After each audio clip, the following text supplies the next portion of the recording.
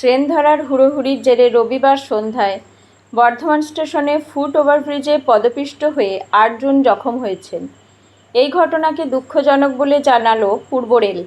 শুধু তাই নয়, ভিড় নিয়ন্ত্রণের জন্য কিছু ব্যবস্থা নেওয়ার প্রয়োজন রয়েছে বলেও জানান পূর্ব রেলের জেনারেল ম্যানেজার মিলিন্দ দেউস্কর। রবিবারের ঘটনার প্রত্যক্ষদর্শী এক দোকানদার বলেন, তখন ৪, ৬ ও ৭ নম্বর প্ল্যাটফর্মে ট্রেন ছিল। ৪ নম্বরে বর্ধমান হাওড়া লোকাল, ৬-এ রামপুরহাট লোকাল আর ৭-এ আসানসোল লোকাল দাঁড়িয়েছিল। ট্রেন ধরতে গিয়ে হুড়োহুড়ি শুরু হয়। অন্য প্ল্যাটফর্মে যাওয়া সিঁড়িটা এমনিতেই বেশ ছোট, তাছাড়া একই সময়ে রামপুরহাট, আসানসোল এবং হাওড়া যাওয়ার গাড়ি ঢোকায় যাত্রীদের ভিড়ও ছিল অস্বাভাবিক রকমের বেশি। ভিড়ের চাপে ধাক্কাধাক্কি শুরু হয়ে যায়। জিএম বলেন, বর্ধমান স্টেশন খুবই পুরনো, ১৬৭ ট্রেন চলে। এত বিপুল সংখ্যক যাত্রীদের জন্য স্টেশনের পরিকাঠামো পর্যাপ্ত নয়। ৫ সদস্যের একটি তদন্ত কমিটি গড়া হয়েছে, তবে প্রাথমিকভাবে গাফিলতির প্রমাণ মেলেনি।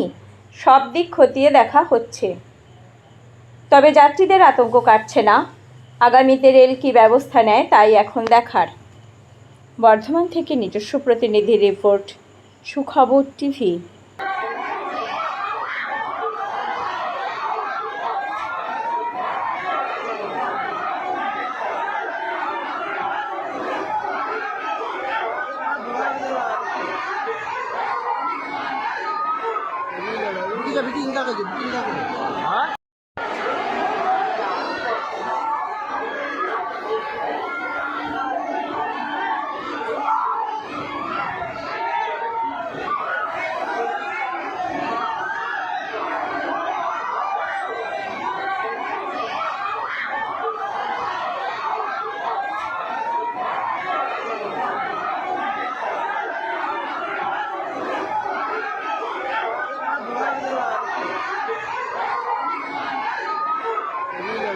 বুকিং